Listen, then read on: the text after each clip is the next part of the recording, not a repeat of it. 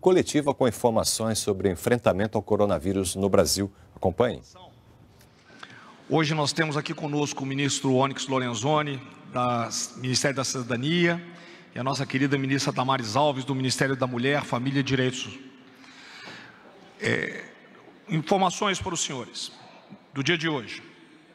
Projeto Arrecadação Solidária do Governo Federal já recebeu mais de 3,2 milhões doados a mais de 3.817 pessoas físicas e jurídicas, o que beneficiará os mais afetados pela crise. Novamente, nós voltamos a incentivar quem puder doar, que acesse o site patriavoluntaria.org. Mais de 6,2 milhões de empregos foram preservados graças ao Programa Emergencial de Manutenção de Emprego e Renda, o empregômetro, né? Mais de 6,2 milhões de empregos foram preservados. O governo federal contratou 592 profissionais de saúde para atuarem nos hospitais universitários do país durante a pandemia. Pernambuco recebeu, é uma preocupação que nós temos atualmente, recebeu 109 desses profissionais. O governo federal também autorizou a liberação de mais 250 milhões para a cobertura da tarifa social. Até o momento já foram disponibilizados 650 milhões para essa tarifa. Mais de 50 milhões de brasileiros já foram beneficiados pelo auxílio emergencial. Desse total, cerca de 3,5 milhões de pessoas optaram por receber o auxílio de R$ 600 em 50 diferentes instituições bancárias. Ontem, o governo federal também habilitou 592 novos leitos de UTI para atendimento exclusivo a pacientes do Covid em 15 estados e no Distrito Federal. Já são 3.236 leitos de UTI abertos desde o início de abril. Também para Pernambuco foram encaminhados 225 leitos adultos e 5 leitos pediátricos. O placar da vida. Nós voltamos a dizer que nossos pêsames às famílias enlutadas, mas nós solicitamos também que sejam divulgados e sejam mostrados à população o placar dos recuperados e em recuperação. Que o placar da vida encontra-se no painel à frente dos senhores. Ontem, mais de 51,3 mil brasileiros, 41%, estão recuperados dos que pegaram o Covid, e mais de 65,3 mil, 52%, estão em processo de recuperação do Covid-19. Ontem também repatriamos mais 90 brasileiros, 7 de Portugal, 77 do Suriname, 6 do Paquistão. Esse total já chega a mais de 21 mil brasileiros. Os senhores lembram que quando nós começamos eram apenas 3 mil e poucos, né? Neste momento, eu passo a palavra então à nossa ministra Damares para as suas observações. Obrigada, ministro. Com certeza todos me viram com a máscara da Mulher-Aranha hoje. E aqui a gente continua com a nossa campanha, e eu gostaria muito de contar com a colaboração da imprensa também, de divulgação das nossas máscaras para crianças. A gente ainda tem encontrado a resistência de crianças para usar máscaras. Eu vim de Mulher Maravilha, vim hoje de Mulher-Aranha. Existe sim Mulher-Aranha, viu, crianças? E a gente está lançando na próxima semana, na Secretaria da Criança, ministro, uma campanha em que as crianças vão produzir as suas próprias máscaras, e as 50 máscaras mais interessantes serão premiadas pela Secretaria da Criança. O concurso vai ser lançado na próxima semana, e as 3 melhores terão todo um regramento, terá todo um acompanhamento, um comitê que vai avaliar, e as 3 melhores máscaras, na semana do Natal, essas crianças conhecerão Brasília, virão a Brasília e vão tomar um café da tarde com a primeira-dama. Vão conhecer o palácio, vão passar uma tarde com a primeira-dama. Então, semana que vem vai ser lançado a criança participando da confecção da sua máscara, ela poder usar a sua própria máscara. Então, hoje eu vim de Mulher-Aranha. Hoje nós vamos estar apresentando, no eixo das políticas e das ações para os vulneráveis, as ações para a população de rua. O número de moradores de rua, segundo o IPEA de 2016, segundo os dados de 2016, nós passávamos de 101 mil moradores de rua no Brasil, mas esses números atualizados, eles são variáveis e hoje a gente tem um número bem maior. O censo tem sido feito pelas prefeituras e as próprias prefeituras estão todos os meses atualizando e apresentando para nós números, e os números são bem diferentes e com a pandemia, com certeza, esse número vai crescer muito. Muitas pessoas estão, com certeza, encontrando na rua o seu lar. E o que fazer? Quais são as ações do governo neste momento para abrigamento da população de rua? E aqui, ministro, a gente tem dito que a pandemia tem, inclusive, nos levado a rever algumas políticas públicas no Brasil. E neste momento, no comitê, nós estamos tendo a oportunidade de fato, começar a apresentar para o Brasil aquilo que já estava sendo escrito pelo governo Bolsonaro, uma grande e ampla política pública para a população de rua, que seria apresentada em fevereiro, em parceria com o Ministério da Cidadania, o Ministério dos Direitos Humanos, mas vindo a pandemia a gente interrompeu, mas agora a gente vai ter a oportunidade das ações emergenciais. Nós vamos ter agora a oportunidade de fazer algumas coisas, mas fazer uma grande revisão. No que consta, ministra, seria moradia primeiro, mas são ações que nós vamos anunciar para o futuro. Neste momento de emergência, o que vocês estão fazendo? Acolher o maior número possível de moradores de rua. Ministra, o número de moradores de rua já contaminados. A gente não tem ainda esses dados do total de moradores de rua contaminados. São muitos? Não. E por que não são muitos ainda? Ninguém pega na mão deles, ninguém abraça morador de rua. Está aí. Infelizmente. Mas no governo Bolsonaro a gente tem dito que ninguém ficará para trás. A população de rua é prioridade do governo Bolsonaro.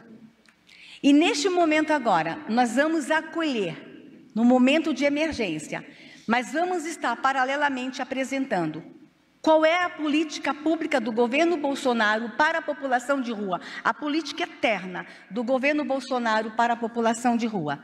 Vamos aproveitar este momento para mostrar quais são as propostas do governo Bolsonaro daqui para frente para a população de rua.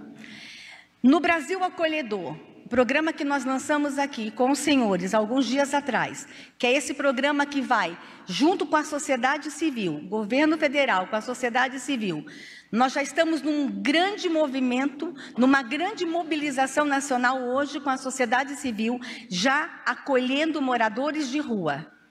O doutor Sérgio Queiroz vai estar trazendo números para vocês agora, e aqui a gente já gostaria de agradecer a toda a sociedade civil que já está envolvida no processo, a todos que já estão anonimamente trabalhando, fazendo o acolhimento de moradores de rua.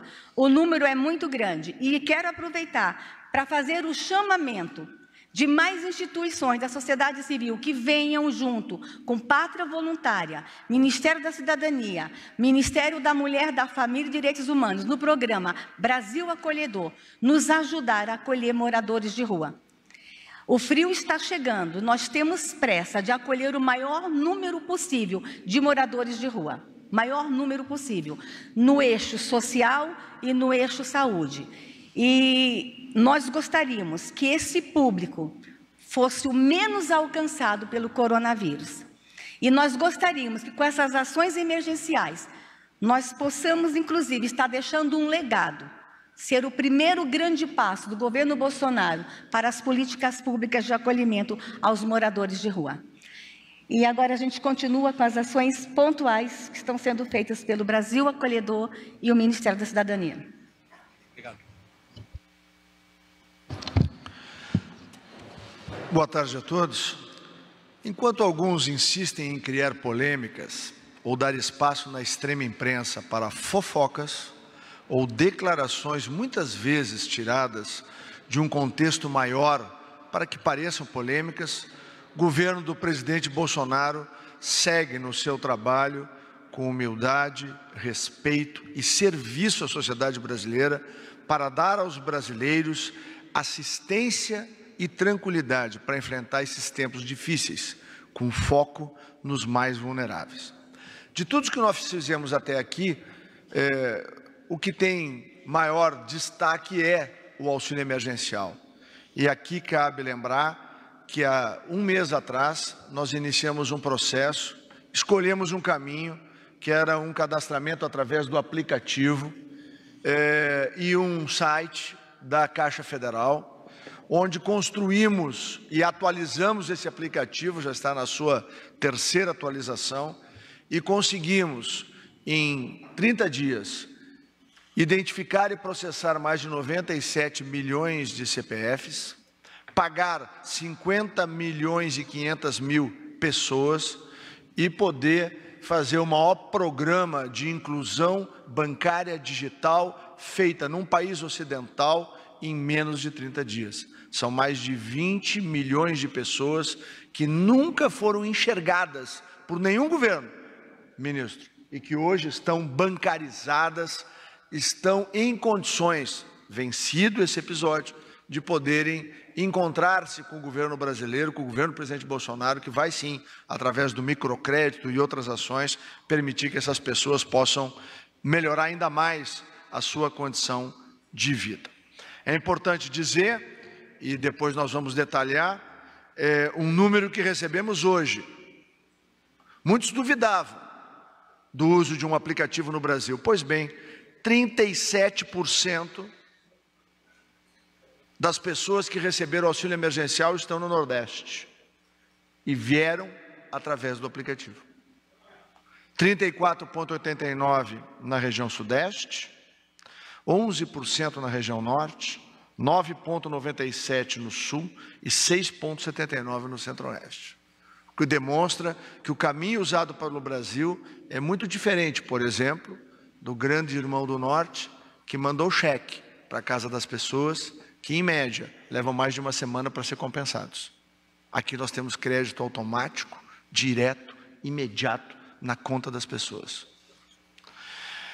Nós passamos agora, ministro Braga Neto, para as ações especificamente para os mais vulneráveis, para além do auxílio emergencial. O presidente Bolsonaro editou uma medida provisória de 2,55 bilhões para o fortalecimento do SUAS, que é, assim como a saúde tem o SUS, o Sistema Único de Saúde, a assistência social tem o Sistema Único de Assistência Social. Nós dividimos em duas parcelas, a primeira do cofinanciamento, isso é uma pactuação que já existe há muitos anos no Brasil, e nós vamos fazer o pagamento de uma parcela que vai englobar 3 meses, abril, maio e junho, exatamente para dar condição a que o Sistema Único de Saúde, são próximo de 200, Sistema Único de Assistência Social, são próximo de 200 mil pessoas, homens e mulheres, que são o exército que eu chamo do bem, aqueles que estão em cada canto do Brasil, não apenas levando a prevenção, levando o alimento, ministra Damares, mas levando o carinho, o conforto e o estímulo para que as pessoas possam enfrentar esse momento. Além disso, nós temos um projeto especial, que foi anunciado aqui na semana passada, ministra Damares, que era para compra de equipamentos de proteção individual, compra de alimentação para as instituições, quer de idosos, quer de orfanatos, e também o acolhimento de moradores de rua, que é exatamente o que nós estamos trazendo ali. É um volume de 1,30 bilhões para a aquisição. Nós já temos hoje, e pode virar a transparência, 1.686 municípios dos 5.500 municípios brasileiros que já 1.686 municípios, dos 5.500 municípios que estão habilitados a receber esses recursos. São recursos da ordem de 159 milhões que estão sendo transferidos a partir de hoje para esses municípios, e eles também serão no sistema de duas parcelas. Recebe um primeiro volume que permite o atendimento dos primeiros 3 meses e depois uma segunda parcela que será no mês que vem para atender os próximos 3 meses, tanto no conceito da aquisição de equipamentos de proteção, alimentação e abrigamento. Especificamente para as populações de rua, nós temos ações de prevenção e suporte aos serviços de acolhimento, atenção primária à saúde através do SUS, os serviços especializados de cuidados hospitalar e depois da alta hospitalar, quando houver eventualmente a contaminação, a transição de cuidados, que é um trabalho integrado entre o Ministério da Saúde, o Ministério da Cidadania e também da Família, Mulher e Direitos Humanos. Da mesma maneira, nós estamos creditando no dia 8 de maio a primeira parcela da divisão de 1,2 bilhões, como nós já falamos, que vai garantir os recursos para que o Sistema Único de Assistência Social possa funcionar. Então, serão 2 parcelas, uma paga em 8 de maio, a outra paga em 8 de junho, no valor de 1,2 bilhões de reais para os 5.500 municípios brasileiros. Rapidamente, para apresentar aqui no auxílio emergencial, o volume do atendimento que foi feito, são 42 milhões de famílias beneficiadas, 50 milhões e 500 mil CPFs elegíveis que tiveram algum recebimento, no valor de 35 bilhões e 788. É importante dizer, ministro, que a primeira parcela tem uma previsão de 41,7 bilhões de reais, porque nós estamos fechando no início dessa noite a análise e a homologação de 17 milhões de CPFs, que devem se transformar amanhã em mais 6 ou 8 milhões, o número deve oscilar dentro dessa faixa, a nossa expectativa, que com os 50 milhões e 500 já obtidos, nós vamos a 58, talvez 59 milhões de pessoas que até segunda-feira estarão creditadas no Brasil, completando em torno de 98% da primeira fase. Todos aqueles que requereram o auxílio no mês de abril terão sido analisados, avaliados, alguns mais de uma vez, e estarão creditados. Essa cobertura deve chegar, com este número, a superior o grau de atendimento de mais de 100 milhões de pessoas, o que significa que o Brasil, em um mês, proporcionou uma cobertura que atingiu metade da população. Só para que a gente possa ter uma ideia do grau de esforço de todas as equipes do governo, senhor ministro. E aqui o volume dos recursos que já foram despendidos nessa primeira parcela, de 35 bilhões, como eu já falei, e amanhã deve ter uma suplementação para esses novos pessoas que estarão no programa. Próximo slide, rapidamente, é a demonstração clara aí de que, como nós falamos, 37% das pessoas que obtiveram através da internet os seus recursos, e elas estão localizadas no Nordeste. A próxima lâmina, e termino com ela, isso por recomendação da CGU, do ministro Wagner Rosário, nós desenvolvemos, juntamente com a Dataprev, um processo de transparência ativa. As pessoas entram no site da Dataprev, coloca lá o seu nome, seu CPF, sua data de nascimento, o nome da sua mãe, e ela vai ter todas as informações, quando é que foi processado, quando que foi transferida a informação, quando é que ela foi homologada, qual é o ponto do seu cadastramento ou da sua habilitação que a habilitou ou que a inabilitou para receber o recurso.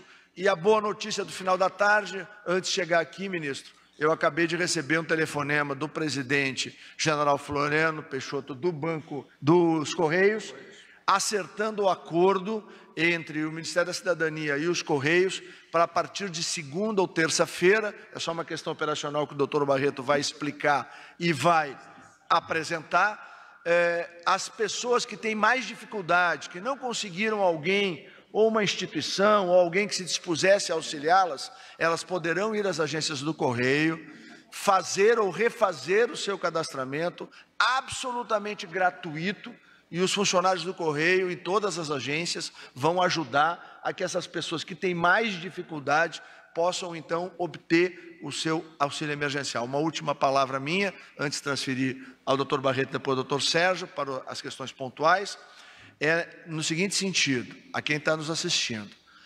Nós estaremos concluindo a avaliação e pagamento da primeira parcela até o início da próxima semana. Quem eventualmente teve qualquer problema e não recebeu, fique tranquilo. Determinação do presidente Bolsonaro e da lei. A do presidente Bolsonaro é que nenhum brasileiro ficar para trás. E a da lei é de que as 3 parcelas estão garantidas para todos. Eu uso sempre um exemplo. Tanto o aplicativo, o site, as agências do Correio ficarão disponíveis até o dia 2 de julho, como determina a lei.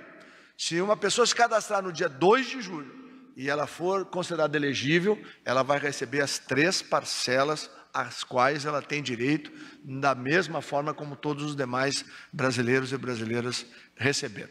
Doutor Barreto, por favor, depois doutor Sérgio. Boa tarde a todos, obrigado ministros aqui presentes, agradeço os secretários conosco à mesa e a sociedade brasileira. Eu só vou fazer uma colocação específica em relação ao acordo que a gente está fechando eles com os Correios. Na verdade, quando nós montamos o processo do auxílio emergencial, e aí com toda a humildade e respeito, nós vamos atentando a cada problema que aparece. É impossível na velocidade que a gente montou, a gente sanar eles no primeiro dia, mas o nosso compromisso é de que a cada problema que apareça, nossas equipes técnicas não descansem a ponto de sanar com a maior agilidade possível. É como se nós fôssemos a maior startup do mundo. Então, a gente age com a agilidade de uma startup num orçamento da ordem de mais de 120 bilhões de reais sendo distribuídos num universo menor do que 90 dias. O que significa a parceria dos Correios? Quando a gente identifica que, primeiro, foi correta a decisão de utilizar o site e o celular, os smartphones. O exemplo dessa estatística é evidenciada, por exemplo, na região Nordeste, onde se em algum momento se colocou em dúvida se a gente atingiria a penetração e entregaria o recurso a essas pessoas pela ausência dos smartphones e da rede de internet que a suportasse, esse paradigma acaba de ser quebrado quando a gente evidencia que o maior volume de beneficiados está nessa região e eles conseguiram utilizar através dos smartphones, através da internet. No entanto, nós não descansamos sabendo que existem pessoas que podem não receber, que eles podem ser de fato ultra vulneráveis e que a gente tem que encontrar uma solução. A solução conveniada com os Correios permite com que pessoas que não consigam, não tenham alguém que empreste, ajude ele a cadastrar, alguém que coloque ele em condição de cadastrar lá na internet, ele consiga acessar uma nova rede complementar à rede da Caixa, que já está com uma grande missão, a gente estende numa rede complementar com os Correios e permite que lá essa pessoa que tenha este problema, essa vulnerabilidade, possa se cadastrar e acessar, sim, com o mesmo direito de todos os demais brasileiros que acessaram via meios digitais, o auxílio emergencial. É nesse sentido que a gente estende a mão, mais uma vez, procurando encontrar qualquer outra fragilidade e consertar o mais rápido possível para que os recursos cheguem ao cidadão brasileiro. Obrigado. Obrigado, ministro. Esclarecendo a imprensa e as demais, a população brasileira, a Casa Civil tem organizado o plano de contingência para populações vulneráveis. Semana passada, a ministra Damares apresentou para os idosos. O ministro Onyx hoje deu uma visão geral sobre todo o Sistema Único de Assistência Social. E eu quero focalizar em algumas informações importantes sobre as ações para esse público, população de rua, especificamente no contexto da assistência social. Próximo slide, a gente já vê que, dentre os projetos da primeira ação do Ministério da Cidadania, primeira ação eu me refiro aos 3 projetos específicos, EPIs para os servidores do SUAS, alimentação para as pessoas em instituições de acolhimento e também abrigamento ou readequação de espaços de abrigo já existentes para cumprir os normativos do Ministério da Saúde. Então, hoje, segundo o CAD único, nós temos 260.767 pessoas no Brasil, ou que são pop-rua, ou que são servidos em centros de pop-rua, ou que são abrigados porque são pessoas com deficiência, ou mulheres em situação de violência doméstica, migrantes e também de demais grupos, como crianças, adolescentes. Então, o recorte específico para pop-rua, esses 78 mil que está aí, esse número, ele é a metade do que hoje estaria no cadastro, que está no cadastro sobre pessoas que estão em situação de rua. E nós estamos nos propondo a um primeiro desafio, abrigar a metade deles. Isso é um desafio hercúleo, que certamente vai ser muito difícil para os municípios cumprirem. Mas essa é a nossa meta. Essa é o terceiro produto daquele primeiro eixo de ações do Ministério da Cidadania de 1,03 bilhão de reais.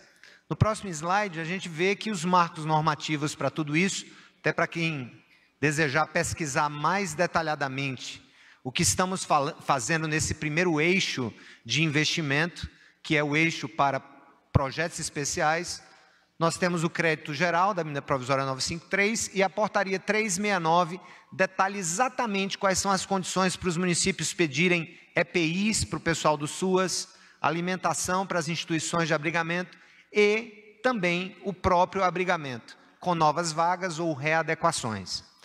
No próximo slide, eu quero só chamar a atenção o que é que pode ser feito com esse dinheiro de abrigamento, o que é que os municípios podem fazer com esse recurso que eles vão ter que aceitar. Até agora, como o ministro já falou, nós temos quase 2.000 municípios que entraram no nosso site e deram um aceite, tanto para aquele projeto específico, quanto para os quantitativos que eles desejam utilizar. Então, podem usar para provimento de acomodações individuais, no caso de um morador de rua que seja identificado contaminado, coletivas também, como hotéis, pousadas, abrigos provisórios, aluguel de imóvel para repúblicas, gastos com adaptação de locais para atender normas sanitárias.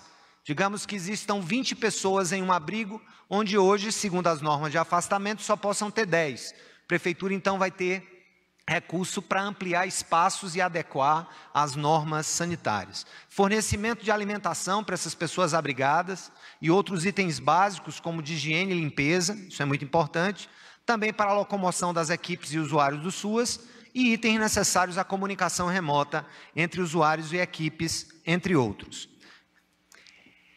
Um segundo ponto que o ministro falou, eu quero deixar isso aqui claro para que a gente saiba discernir, diferenciar os dois dinheiros, os dois recursos.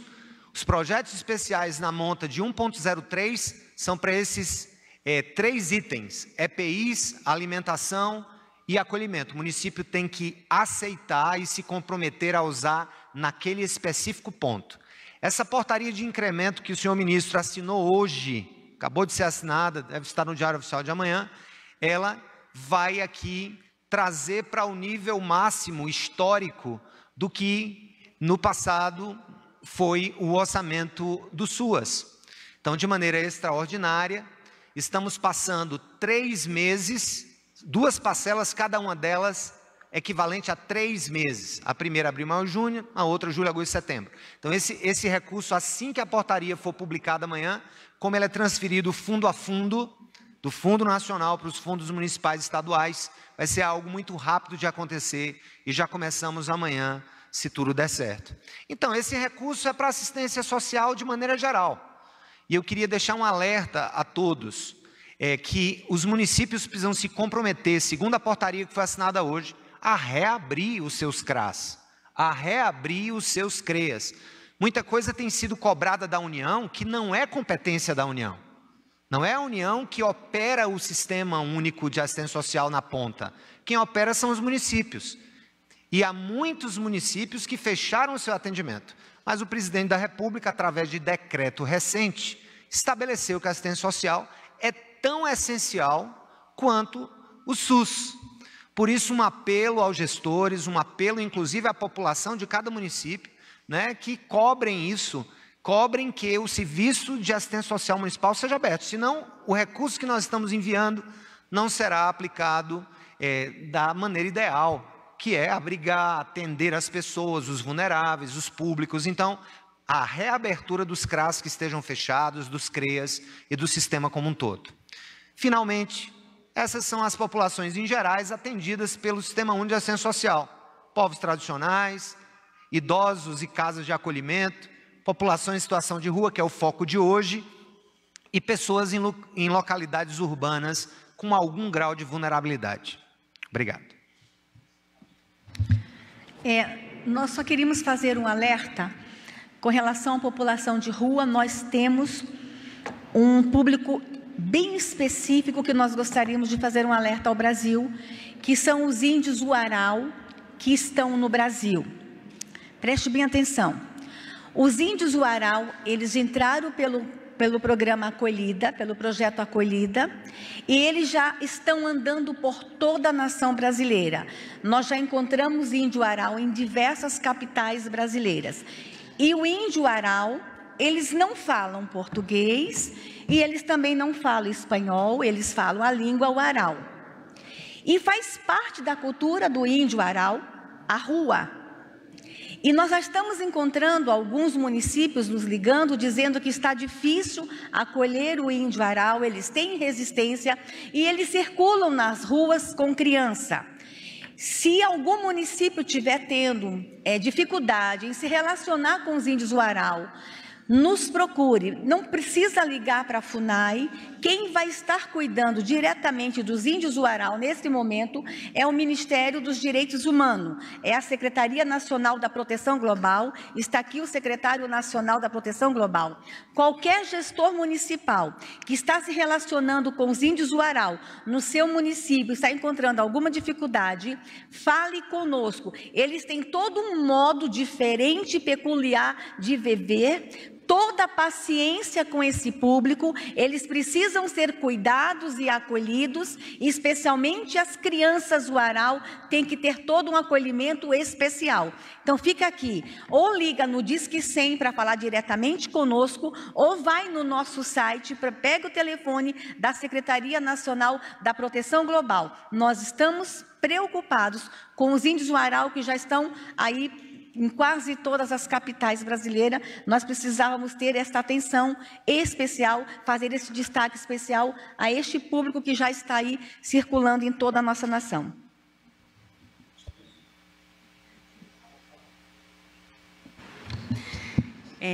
Boa tarde a todos. Só complementando aqui o que todos já colocaram, é importante a gente ressaltar que todos esses planos que a gente tem anunciado, ele representa um esforço de uma grande rede, né, tanto do governo como da sociedade civil em prol da população mais vulnerável ao Covid neste momento da pandemia. Então, especialmente, a gente quer agradecer com relação à população em situação de rua, a Transforma Brasil. Quando a ministra falou aqui do projeto Brasil Acolhedor, é um projeto amplo. Quem conhece o Transforma Recife sabe da efetividade da organização enquanto apoio, né, à sociedade civil. Então, ele vai estar em todo o país e vai estar apoiando no acolhimento dessa população em situação de rua. A Assembleia de Deus, que firmou com a gente também, com o Pátria Voluntária, presidido pela primeira-dama, uma parceria também estará nos apoiando. A MTB, as Casas Bahias, que a primeira-dama, inclusive, ressaltou aqui a doação de camas, já conseguimos também colchões. A Visão Mundial, a Virada Feminina, que também estará conosco, já está atuando nessa ação, é a Fundação Banco do Brasil. E tem um outro olhar que é importante trazer. A gente tem uma grande oportunidade de acolher de forma estruturante essa população em situação de rua. A pandemia está trazendo essa oportunidade, isso a gente faz um apelo às prefeituras e os agentes da sociedade civil que sempre acolhem, né? Que a gente sempre vê a sociedade civil se mobilizando, seja para dar uma sopa, o vestimento. A gente tem uma oportunidade porque está criada uma empatia com esse público. Então, eles querem o apoio, muitos deles têm resistência a sair da rua, então a gente vai agregar projetos estruturantes e quem sabe a gente muda, a gente está com esse grande desafio e mudar esse cenário, esse número que tem crescido, infelizmente. Então a gente vai atuar também com organizações sociais, com os nossos centros de atenção psicossocial na saúde, os CAPs, né, porque a maioria são usuários de álcool e drogas, o Ministério da Saúde não está aqui, mas vai ter uma atuação. Então, a gente também está pensando na oportunidade que o Covid está nos dando. Então, instituições locais, aproveitem para uma abordagem mais definitiva. A gente vai tentar implantar o projeto Moradia Primeiro, para que, quem sabe, após o Covid, já que a gente está tendo essa oportunidade, que eles estão clamando por socorro, a gente consiga mudar esse cenário que hoje a gente tem aí com esse número enorme de pessoas em situação de rua. Tá? E o governo estará trabalhando para isso. Obrigada. Vamos abrir para as perguntas. Primeira pergunta, Luana Karen, TV Brasil.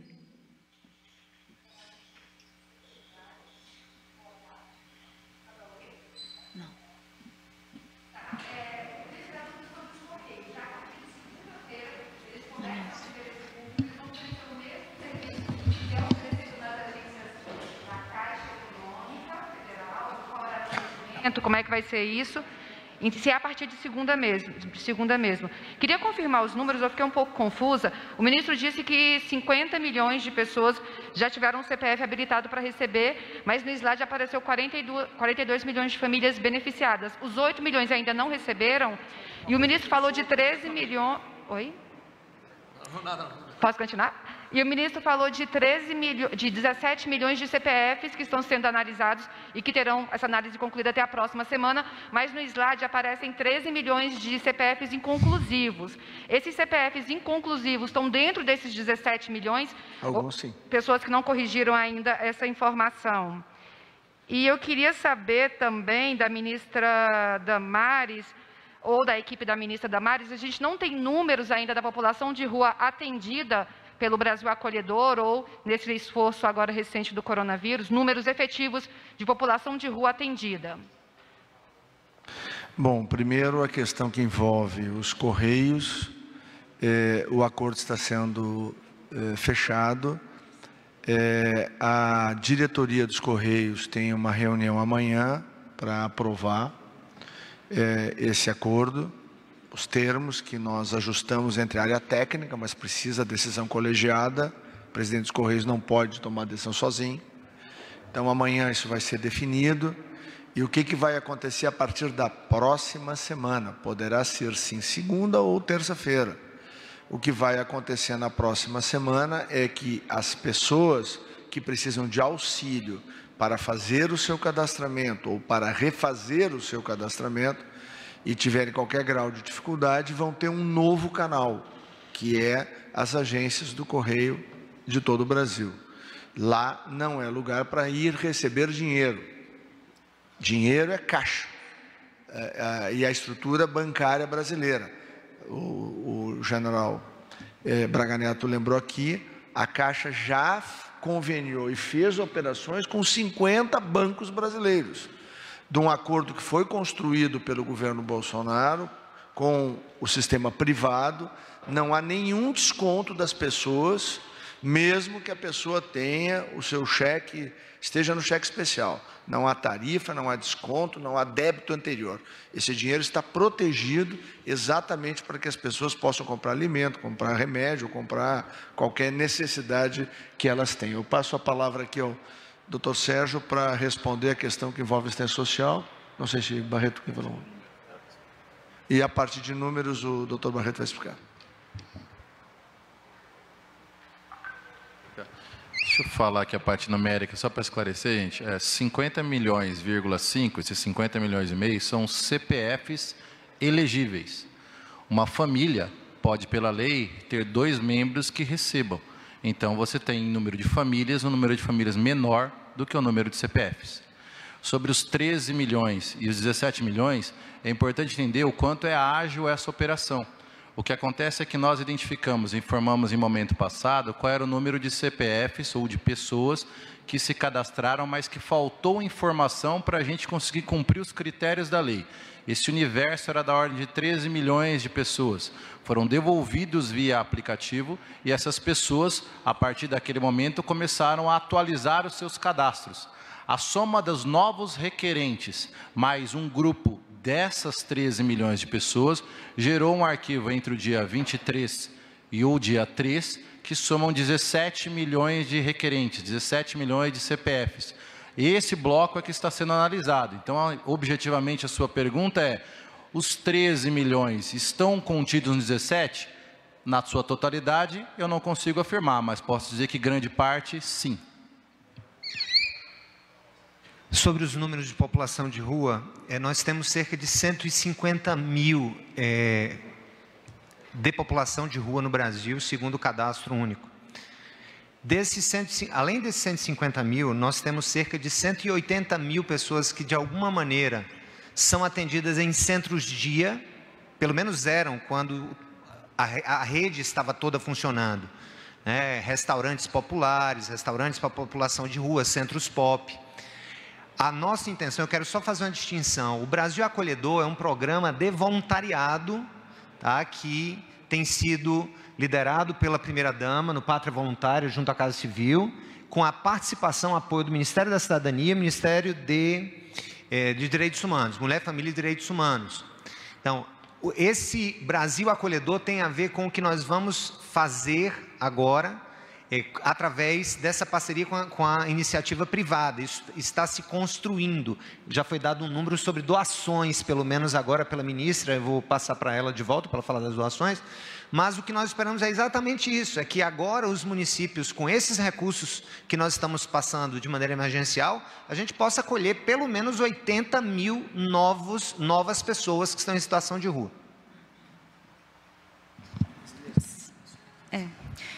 O Brasil Acolhedor, a gente fez uma seleção onde tem maior concentração dessa população em situação de rua, geralmente nas capitais e macro-regiões. Então, são 85 municípios. Já temos em 10 municípios, 15 organizações da sociedade civil atuando, atendendo 5.600, 5.700 pessoas, em 10 municípios com disponibilização de espaço físico e doação de alimentos. Então, a gente tem agregado e complementado e focalizado, a ação da sociedade civil, não muito no sentido de complementar, mas de a gente não atuar onde eles estão atuando e fazer uma complementação para não ter sombreamentos, para ter efetividade. Próxima pergunta, Matheus Maia, Poder 360. Boa tarde. A minha primeira pergunta é para o ministro Braga Neto. Eu queria entender, ministro, se não é contraditório o governo apoiar a votação no Congresso da liberação do congelamento dos salários e depois dizer que vai vetar. O que mudou nesse meio do caminho? E a minha outra pergunta é para todos os ministros presentes, que eu queria saber o que aconteceu naquela reunião que o ministro Moro se referiu no seu depoimento, para que o presidente fosse aconselhado a não divulgar a íntegra do vídeo. Obrigado. Mesmo ele mesmo tendo dito que divulgaria.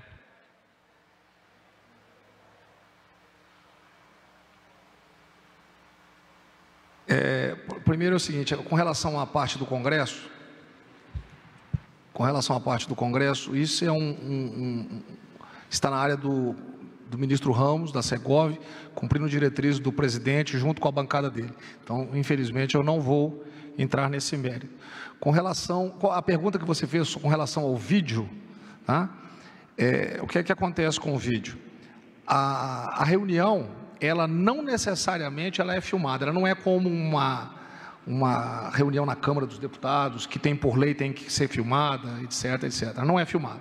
Às vezes você tem a câmera, ela filma trechos, ela filma partes do coisa, às vezes não filma, o presidente fala, olha, não quero que filme, tá certo?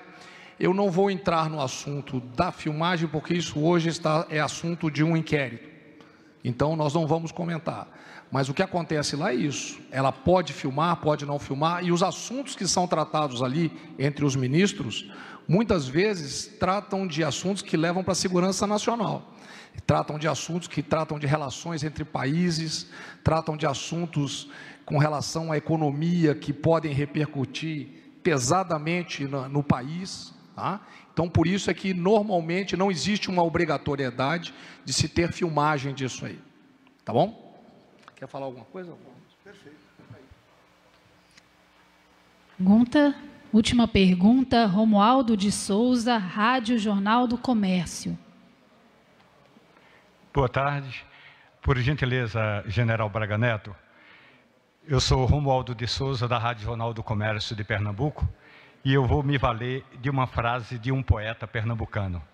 Ele diz o seguinte: o meu time não pode ganhar campeonato se o juiz não tem mãe nem coração. Ciba Veloso. O senhor, como um importante estrategista desse governo, considera que a ida do presidente Jair Bolsonaro ao Palácio do Supremo Tribunal Federal foi uma visita de cortesia para tomar um café com açúcar ou foi um encontro para pressionar o STF?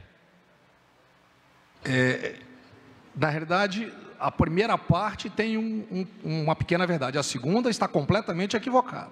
O que aconteceu ali foi o seguinte: hoje foi realizado por solicitação da empresa, da Coalizão da Indústria.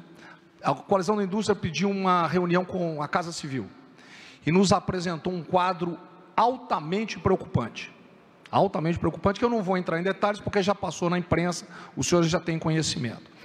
E solicitaram uma visita presencial de que alguns membros e outros estavam por videoconferência com o senhor presidente da República. Quando o presidente da República tomou ciência dos fatos, ele falou: eu vou levar esse assunto também para compartilhar essa preocupação do governo federal com pós-pandemia, que é um assunto que é recorrente no governo, né? Compartilhar para que o outro poder também tenha ciência do tamanho do problema que se avizinha. E os senhores viram a quantidade de empresas que estão paradas e não sabem se vão conseguir sobreviver se nós não adequarmos esse retorno gradativo, conforme estipulado pelos protocolos do Ministério da Saúde, ao retorno da economia, né? Nós não sabemos como é que nós vamos, o que será do Brasil daqui a pouco. Então, a finalidade foi exatamente, ao mesmo tempo que foi um ato de cortesia, mas para compartilhar informações com um outro poder. Essa foi a intenção, tá? Não houve nada de pressão.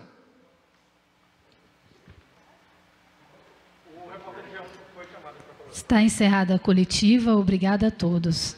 Boa noite. Por favor, gente. Está encerrada a coletiva. Obrigada, ministro. Obrigada a todos. Muito obrigada.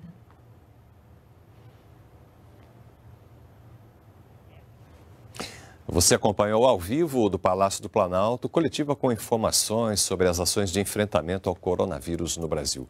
Continue agora com a programação.